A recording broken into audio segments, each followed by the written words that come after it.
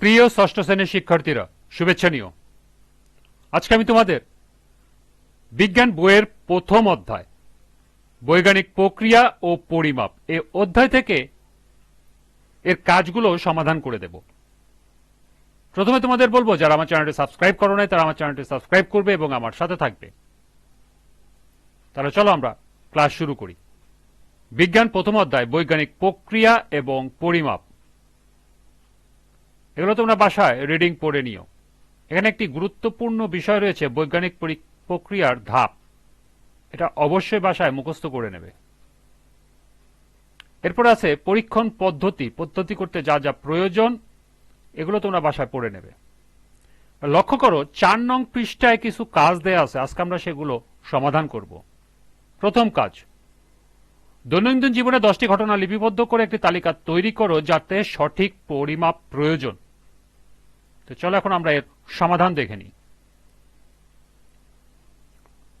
দৈনন্দিন জীবনে 10টি ঘটনা যাতে সঠিক পরিমাপ প্রয়োজন তা নিম্নে উপস্থাপন করা হলো। প্রথমে রয়েছে ক্রম, সঠিক পরিমাপ প্রয়োজনের ঘটনা। 1, বাজার থেকে চাল ডাল কিনতে ওজন নির্ধারণ প্রয়োজন। 2, জামা কাপড় তৈরি করতে পরিমাপ প্রয়োজন।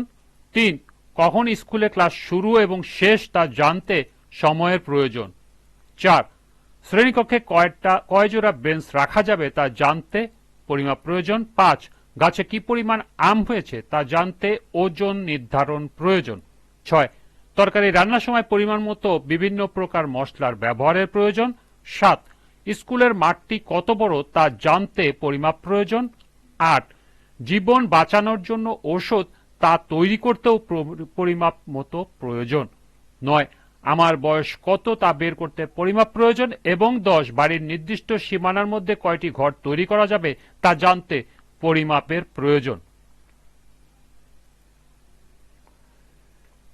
এরপরে আরেকটি কাজ আছে, লক্ষ্য করো পরিমাপের এককের মধ্যে একখণ্ড রশি প্রায় 20 ফুট নিয়ে এটি তোমরা প্রত্যেকে আলাদা করে নিজ নিজ হাত দিয়ে মাপলে কি দেখতে পাবে? কার হাতে কত হাত হলো?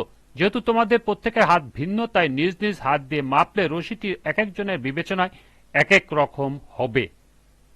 তাহলে চলো এখন আমরা এর সমাধান দেখে নিই।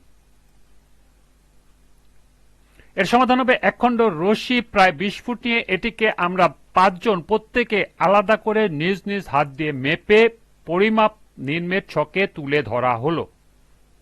ছকের বাম পাশে আছে নাম এবং ডান পাশে আছে পরিমাপ। জাইমের হাতের পরিমাপ অনুসারে হলো রশিটির দৈর্ঘ্য 14 হাত। ঈশিতার হাতের অনুপাতে রশিটির দৈর্ঘ্য 17 হাত। নাফির হাত অনুসারে রশিটির দৈর্ঘ্য 15 হাত। সুরার হাত অনুসারে রশিটির দৈর্ঘ্য 16 হাত এবং আদনানের হাত অনুসারে রশিটির দৈর্ঘ্য 15 হাত। লক্ষ্য করো 4 নং পৃষ্ঠার শেষে আরেকটি কাজ দেয়া আছে, তোমাদের কমপক্ষে 10 জন নিজ নিজ পা দিয়ে শ্রেণীকক্ষের দৈর্ঘ্য মেপে তা একটি ছকে লিপিবদ্ধ করো। চলো এর নমুনা সমাধান আমরা দেখে নিই। এর নমুনা সমাধান হবে, আমাদের 10 জনের নিজ নিজ পা দিয়ে শ্রেণীকক্ষ মেপে তা নিম্নের ছকে লিপিবদ্ধ করা হলো। নাম, পরিমাপ। জাইমের পা অনুসারে শ্রেণীকক্ষের দৈর্ঘ্য হবে 42 পা।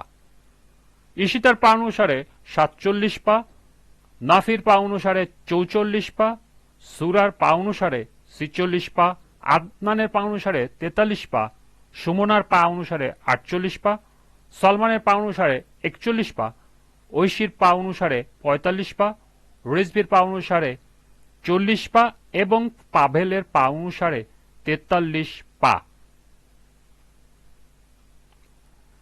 এই ছিল 4 নং পেজের 3টি কাজের সমাধান। আজকের ক্লাসটি এ পর্যন্তই। পরবর্তী ক্লাসে পরবর্তী পেজের কাজগুলো সমাধান করে দেব।